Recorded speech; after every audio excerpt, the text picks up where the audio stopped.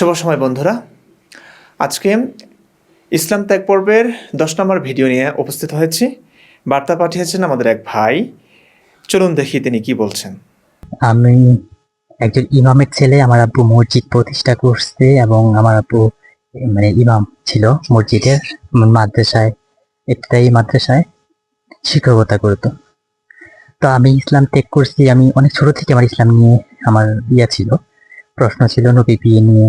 কেন নবী এত ছোট মেয়েকে বিয়ে করলো, তারপরে এত বয়সে বড় মেয়ে কেন বিয়ে করলো।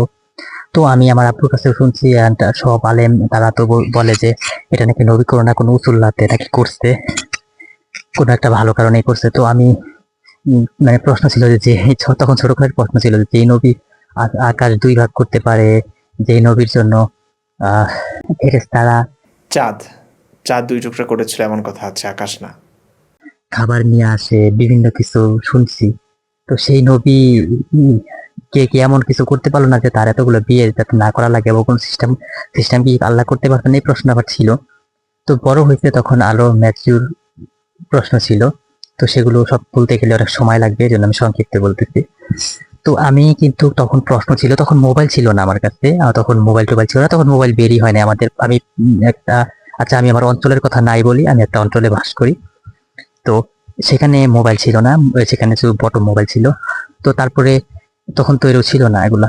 তো তখন আস্তে আস্তে বড় হওয়ার পরে তখন আমার হাতে মোবাইল আসতো। মোবাইল আসার পরে আমি টিটা টিভির ভিডিওগুলো দেখা শুরু করলাম। কিভাবে যেন একটা কাকতালীয় ভাবে আমার কাছে টিটা টিভির ভিডিওগুলো চলে আসলো। তো আমি টিভির ভিডিওগুলো দেখলাম। তো আগে আমি দেখতাম হিন্দুদের বিভিন্ন ইসলামের প্রশ্ন, এগুলা দেখতাম, বা অন্যান্য ধর্মের লোকেরা বিভিন্ন প্রশ্ন করতো, এগুলা দেখতাম। কিন্তু টিটা টিভি দেখি নিজের ধর্মের লোকেই বলতেছে, আমার কাছে কিরকম এটা লাগলো। তা আমারও তো একই প্রশ্ন। আমি ভিডিওগুলো দেখতাম। এই ভিডিও দেখার কারণে আমার কয়েকটা ফ্রেন্ড ছিল, তারাও ছোট ছিল, আমার সেম বয়স। তো তারা আমাকে বলছে যে কি এই ভিডিও দেখিস না, এই ভালো না। আরো তারা বাজে গালি দিয়ে বলছে এই লোকটা ভালো না, এই লোকের ভিডিও তুমি দেখো না, এটা লোক খারাপ লোক। তো আমি তারপরেও তার ভিডিওগুলো দেখলাম। তো তিতা টিভির ভিডিওগুলো দেখলাম, তারপরে দিয়ে আস্তে আস্তে হাসান নূরের ভিডিও দেখলাম, তারপর আসিফ মহিউদ্দিনের ভিডিও দেখলাম, এই ভাইয়াগুলোর ভিডিও দেখলাম। তো দেখার পর থেকে আমার আরো ইয়া হয়ে গেল। তারপরেও কিন্তু আমি ইসলাম ধর্মটাকে অনেক কিছু ভালোবাসতাম। প্রশ্ন ছিল আমার ছোটবেলায়, অনেক প্রশ্ন ছিল, এটা ঠিক, আমার অনেক প্রশ্ন ছিল। কিন্তু আমি কেন জানি না অনেক বেশি ভালোবাসতাম ধর্মটাকে। আমার অনেক ভালো লাগতো এই ধর্মটাকে, ভালো লাগতো বলতে আমি অনেক ভালোবাসতাম এটার সাথে। আমি আটকে গেছিলাম। আমি অনেক ভালোভাবে ধর্ম পালন করতাম, প্রশ্নের মধ্যে আমি ধর্মটাকে ভালোভাবে পালন করতাম। তো আস্তে আস্তে আমার এই ধর্মটাকে আমি সংক্ষিপ্ত বলার চেষ্টা করতেছি, বেশি বলতে গেলে অনেক সময় লাগবে, তো এর জন্য আর কি। তো আমি এই ধর্মটাকে তারপরে দেখলাম যে যাচাই বাছাই করলাম। হ্যাঁ, যাচাই বাছাই করার পরে আমি দেখলাম যে এই ধর্মটা যুগ উপযোগী না, এবং আমি এখন বর্তমান এই ধর্মকে আমি পৃথিবীর কোনো কুসংস্কারে বিশ্বাস করি না। আর যেটা সত্যি বলতে, আমি নিজেকে নাস্তিক পুরোপুরি সেটাও বলি না, কারণ আমি যা আমার মনে হয় আমার এখন আরো পড়াশোনার দরকার আছে, আরো জানা বোঝার দরকার আছে। তো এরকম আমি এখন আহ এমনিতে আমি নীতি নৈতিকতা এসব নিয়ে চর্চা করতেছি। তো আমি ধর্মের বাইরে গিয়ে আমি নীতি নৈতিকতা চর্চা করার চেষ্টা করি, কুসংস্কারের বাইরে গিয়ে। আমার ইসলাম ধর্মে আমি নাই। এরপরে হলো যে যেটা সবচেয়ে বড় সেটা হলো যে কি, যে আপনার ভিডিও দেখলাম আমি। এটা তো ভিডিও দেখলাম, এরপরে আপনার ভিডিও যখন দেখলাম তখন থেকে আমি একেবারে করলাম, এই ধর্মটাকে ছেড়ে দিলাম। এতদিন তো তাদের ভিডিও দেখার পর আমি কিন্তু ছিলাম না, ওটা করতাম, নামাজ পূজা করতাম, ভালোই করতাম। তো এরপরে কিন্তু আমি ছেড়ে দিলাম, কারণ আমার তখন মনে একটা সাহস আসলো যে এত বড় একটা, যাদেরকে এত বড় সে তো আলেম, সে ছেড়ে দিল। এরপরে মাসুদ ভাই আছে, সে ছেড়ে দিল। তো এরপর থেকে আমিও এটা আমার কাছে ভালো মনে হলো না যে শুধু মাসুদ আর ইমরান না, হাজার হাজার আছে, তারা প্রকাশ্যে আসছেন না। আসবেন কিভাবে? দেখছেনই তো যে বাংলাদেশে কথা বললে কি হয়। দীপচন্দ্র দাসকে জীবন্ত পুড়িয়ে হত্যা করা হলো শুধুমাত্র এই সন্দেহে যে সে ধর্ম নিয়ে কিছু বলেছিল, প্রশ্ন করেছিল। তো আলেমরা আজীবন ধরে ইসলাম নিয়ে পড়াশোনা করেছেন, তাদের আর কোনো যোগ্যতা নাই। হয়তো সে মাদ্রাসায় শিক্ষকতা করতে পারবেন, মসজিদে ইমামতি করতে পারবেন, এই তো। এখন আজীবন পড়ে, দাওরা পর্যন্ত পড়ে, ইফতা পর্যন্ত পড়ে তার উপলব্ধি হয় যে ইসলাম ধর্ম মিথ্যা, আজীবন যা পড়েছেন তা মিথ্যা। তখন এই লোকটা কি করবে? এই কথাগুলো বললে সে জানে তার ওপর দিয়ে কী বয়ে যাবে। তাকে দেশেই থাকতে দেওয়া হবে না, তাকে মেরেই ফেলা হবে, তার পরিবার পরিজন তাকে বিচ্ছিন্ন করবে, হ্যাঁ, ত্যায্য করবে, সব কিছুতেই পুরো পৃথিবী সংকুচিত হয়ে আসবে। তখন সে অসহায় হয়ে ওই মাদ্রাসা মসজিদেই পড়ে থাকে অবিশ্বাস নিয়ে। এমন বহু আছে। ও আচ্ছা, আরেকটু বলেছেন তিনি, আপনারা মানে এই যে কাজ করতেছেন এটা খুবই ভালো, আমার কাছে খুবই ভালো লাগে। আর আমি এমনিতেও আমিও লেখালেখি করি, মানে বিভিন্ন ইয়াতে। আমি ধর্ম নিয়ে লিখি না, আমি এই মানবাধিকার বা বিভিন্ন বিষয় নিয়ে লিখি। আমার জাতীয় পত্রিকাতে আমার লেখা বের হয়, এত ডিটেলস আমি বলছি না এখানে। তো মানে এটুকু বলে রাখলাম আর কি। আর তাছাড়া আহ ইসলাম ধর্মটা ভবিষ্যৎ কি সেটা আমার প্রশ্ন, মানে ভবিষ্যতে কি হতে পারে সেটা আমার প্রশ্ন। আমি অনেকবার একটা কমেন্টে প্রশ্ন করেছিলাম, সে আইডিটা আবার ফিউজ হয়ে গেছে, সেই জন্য হয়তো আপনারা ইয়াটা পান নাই, ভ্যাকেন্সি ছিল। তো আমার একটা প্রশ্ন, আপনি এটা আসলে আপনারা বিচার বিশ্লেষণ করে আপনারা এইটা নিয়ে একটা ভিডিও করবেন অবশ্যই, যে ইসলাম ধর্মটার ভবিষ্যৎ কি, আর 100 বছর পর ইসলাম ধর্মে কি হবে। আর যখন আমরা আমি এখন এসএসসি পরীক্ষা দিব, ইন্টার পরীক্ষা দিব, তো মানে এরপরে আর কি কি হবে, মানে আমরা কি দেখে যেতে পারবো ইসলাম ধর্মের, মানে ইসলাম ধর্মের যে শেষ পতনটা সেটা কি আমরা দেখে যেতে পারবো? তো এটা নিয়ে একটা ভিডিও করবেন, বা অথবা এই ভিডিওতে আপনি আমার প্রশ্নের উত্তর দিতে পারেন। তো ভালো থাকবেন। আপনার জন্য অনেক অনেক শুভকামনা। অল্প বয়সী আপনি ইসলাম ধর্মের সত্যতা জানতে পেরেছেন, ইসলাম ধর্মের ভাওতাবাজি বুঝতে পেরেছেন। এটা অনেক বড় প্রাপ্তি আসলে। আমার কাছে মনে হয়, আমি সবসময় বলি, ভাবি যে আরও 10টা বছর আগে কেন বুঝলাম না। আসলে মাদ্রাসার চার দেয়ালের ভেতরে আমরা মাদ্রাসায় যা শেখানো হয় এর বাইরে আমরা কিছুই শিখি না, শিখতে পারি না, ওই সুযোগটাই আমাদেরকে দেওয়া হয় না। এই কারণে আসলে কঠিন হয়ে যায়। আর ছোটোবেলা থেকেই তো মাদ্রাসায় পড়েছি, যে কারণে আসলে যা শুনেছি, যেটা আমাদেরকে খাওয়ানো হয়েছে আমরা সেটাই খেয়েছি। এর বাইরে আসলে কিছু চিন্তা করবার ক্ষমতাই আমাদের ছিল না। তো আপনি এত অল্প বয়সে বুঝে ফেললেন, এটা অনেক বড় কিছু। অনেক মানুষ আছে আমাদেরকে জানায় 60-70 বছর ধরে সে নামাজ পড়েছে, সে তাহাজ্জুদ পড়েছে, আজীবন সে ইবাদত করেছে, আল্লাহ নবীকে ভালোবেসেছে। সেই মানুষটা এখন বুঝতে পেরেছে, তখন তার কেমন লাগে? সে আফসোস করছে যে জীবনের কল্যাণটা কি। আজীবন যেটাতে বিশ্বাস করে এসেছি সেই ধর্মটা আমার কাছে এখন মিথ্যা মনে হচ্ছে, মানে আফসোস করছে। কারণ এই ধর্মের জন্য সে কত কিছু ছেড়েছে, কত কিছু বিসর্জন দিয়েছে।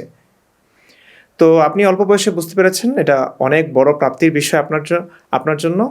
আপনার কৃতজ্ঞ হওয়া উচিত। আরেকটা ব্যাপার, ভাই প্রশ্ন করলেন যে ধর্ম কত বছর থাকবে, 100 বছর পরে থাকবে কি না। দেখুন, ভবিষ্যৎ নিয়ে আমরা কথা বলতে পারি না, তবে এটা সত্যি, ইসলাম ধর্ম তো সর্বশেষ ধর্ম, তাই না? অবশ্য এখনও অনেকে নবী দাবি করছে। এই ঘানায় কিছুদিন আগে একজন নিজেকে নবী দাবি করেছে, নৌকা বানিয়েছে, মানুষের কাছ থেকে টাকা নিয়েছে, পরে সে কি গাড়ি যেন কিনেছে। তো যা হোক, সেদিকে যাচ্ছে না। তো প্রতিষ্ঠিত ধর্মের মধ্যে ইসলামটাই সর্বশেষ ধর্ম। মাত্র বয়স কত? 1400-1500 বছর, 1500 বছর।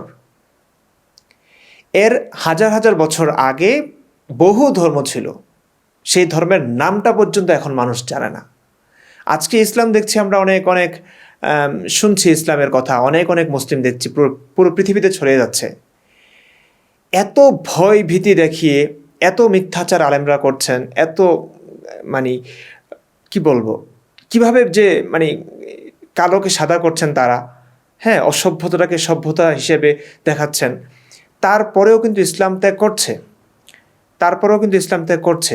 ইন্টারনেটের যুগে এখন মানুষ ঘরে বসে শুনতে পাচ্ছে সমস্ত কথা, আলেমদের কথাও শুনছে, নাস্তিকদের কথাও শুনছে।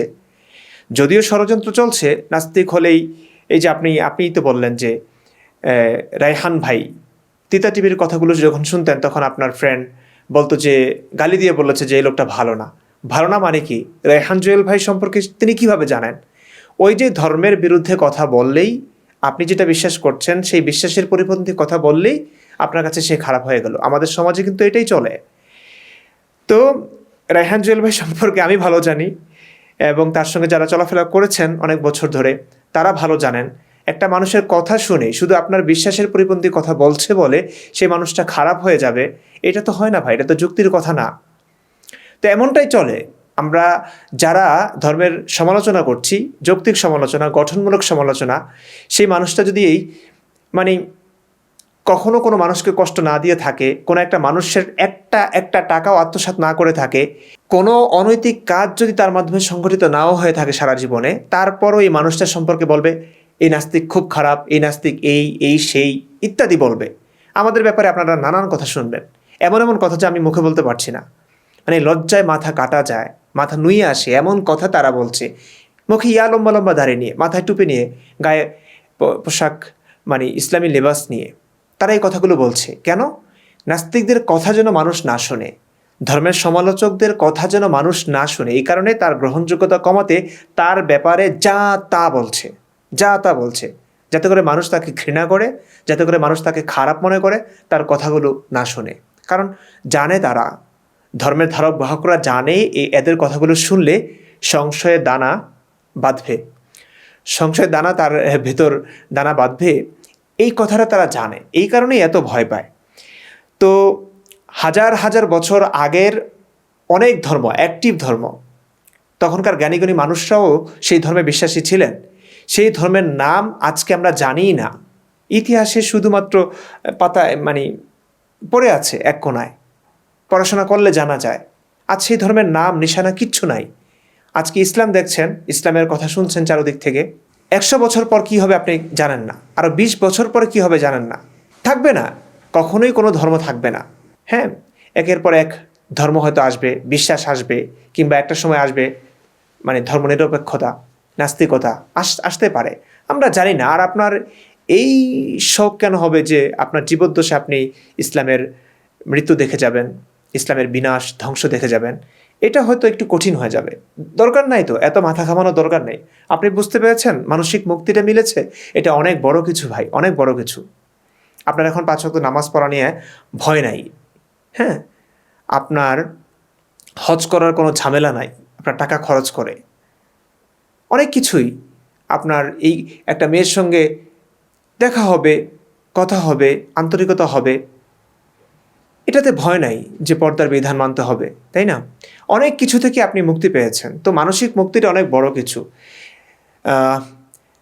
আর এখনই তো আমি প্রায় বলি, যতগুলো চ্যালেঞ্জ দিয়েছি, এই যে ইসলামে যে ভয়ভীতিকর কথাগুলো আছে, ইসলামের কথাগুলো বলে বাক স্বাধীনতা যদি নিশ্চিত করে, বাক স্বাধীনতা যদি নিশ্চিত করা হয়, তাহলে দেখবেন যে ধর্ম নাই। কারণ লক্ষ লক্ষ মানুষ কথা বলবে। আজকে আমি একজন কথা বলছি, আসাদ নূর, আসিফ ভাই, মাসুদ ভাই কথা বলছেন, হাতে গোনা কয়েকজন। তখন লক্ষ মানুষ বলবে, লক্ষ মানুষের মুখ থেকে যখন ইসলামের সমালোচনা শুনতে থাকবে, ইসলামের অযৌক্তিক কথাবার্তা, অসারতাগুলো মানুষ দেখিয়ে দিবে, তখন কি ধর্ম থাকবে বলে মনে হয়? থাকবে না তো। তো ইসলাম তো টিকেই আছে ভয়ের ওপর, ইসলাম টিকেই আছে ভয়ভীতির ওপর। এটা ইয়া করে দিন, তখন দেখবে যে হুট করেই দেখবে যে পুরো বাংলাদেশে নাস্তিকতার বন্যা বয়ে গেছে, কিংবা ইসলাম ত্যাগের হিড়িক পড়েছে।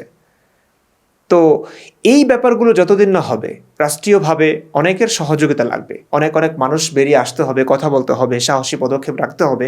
হ্যাঁ, তারপরে রাষ্ট্রকে এগিয়ে আসতে হবে। হ্যাঁ, ধর্মের সমালোচনা বৈধ করে দিতে হবে, তখন ব্যাপকভাবে পরিবর্তনটা হবে। আর ধর্মান্ধতা যতদিন আছে, ধর্মাবলম্বীদের সংখ্যা যতদিন বেশি থাকবে, সেই দেশে রাজনীতি হবে ধর্মকে ঘিরেই, এটা একটা ব্যাপার। তো যখন এই সংখ্যাটা একটু বৃদ্ধি পাবে, তখন দেখবেন যে রাজনীতিবিদরাও পল্টি মেরেছে।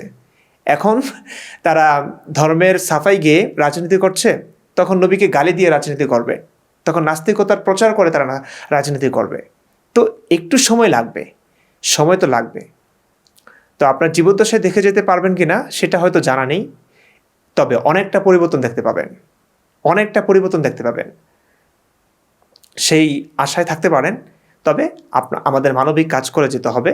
আমরা যারা ধর্মের সমালোচনা করি, অন্তত নবীর চাইতে ভালো মানুষ হতে হবে। নবীর চাইতে ভালো মানুষ সব মুসলিমরাই, পৃথিবীতে এত এমন মানুষ দেখিনি অন্তত আমি আমার জীবনে। আছে হিটলার টিটলার আরও কিছু আছে হয়তো, কিন্তু খুব কম।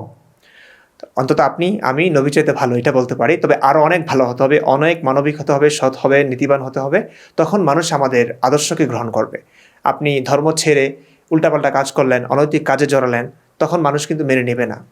আমাদের ধর্মহীন মানুষদের খুব বেশি মানবিক হতে হবে, আমাদের কথাগুলোর বেশি বেশি প্রচার করতে হবে, ধর্মের সমালোচনা খুব বেশি প্রচার করতে হবে। আপনার বন্ধু হয়তো শুনবে না, কিন্তু তারপরে তাকে ছলে বলে কৌশল অবলম্বন করে তাকে শোনাতে হবে, ভালোবেসে কিছু টাকা খরচ করুন, তারপরে তাকে শোনান যে ভাই কথাগুলো বলছে, কথাগুলো শোনো, এই কথাটা কি যৌক্তিক লাগছে কিনা, আমার কাছে তো অযৌক্তিক লাগছে, আমার ইমানের তো প্রবলেম হয়ে যাচ্ছে ভাই, তুমি একটু হেল্প করো আমাকে, একটু কথাগুলো শোনো, এটার কোনো জবাব আছে কিনা। এভাবে নানানভাবে আপনি বন্ধুদেরকে শেয়ার করতে পারেন আমাদের কথাগুলো, আমাদের ভিডিওগুলো।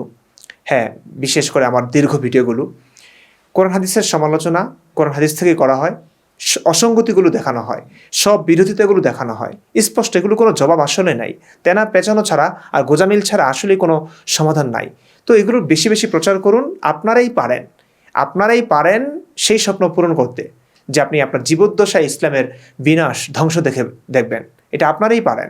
যদি অনেক অনেক বেশি অ্যাক্টিভিজম শুরু করেন, সাহসী পদক্ষেপ রাখেন, তাহলেই সম্ভব, নতুবা সম্ভব না, নতুবা আরও অনেক প্রজন্ম এভাবেই ধর্মান্ধতায় ডুবে থাকবে। ভালো থাকুন, সুস্থ থাকুন, বেশি বেশি করে ভিডিও আমাদেরকে দিন, আমরা আপনাদের ভিডিও প্রচার করব। ধন্যবাদ।